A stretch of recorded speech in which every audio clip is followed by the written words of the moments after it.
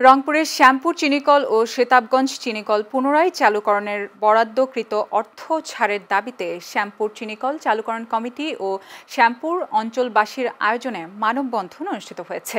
আজ বেলা 11টায় শ্যামপুর বটতলী বাজারে এ মানববন্ধন করা হয়। এদিকে কুমিল্লার লাকসাম পৌরসভার ৪ নং ওয়ার্ডের বাসিন্দা শফিউল্লাহর বিরুদ্ধে মিথ্যা মামলা দিয়ে হয়রানি ও অপপ্রচারের প্রতিবাদে মানববন্ধন ও বিক্ষোভ মিছিল করেছে ভুক্তভোগী পরিবার, এলাকাবাসী ও শ্রমিক ইউনিয়ন পরিষদ।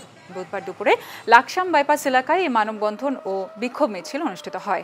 এছাড়া বিএনপির ভারপ্রাপ্ত চেয়ারম্যান তারেক রহমান কর্তৃক ঘোষিত রাষ্ট্র কাঠামো মেরামতের রূপরেখার ৩১ দফা বাস্তবায়নের লক্ষ্যে জয়পুরহাট জেলার পাঁচবিবি উপজেলার বিভিন্ন এলাকায় লিফলেট বিতরণ, গণসংযোগ ও পথসভা অনুষ্ঠিত হয়েছে।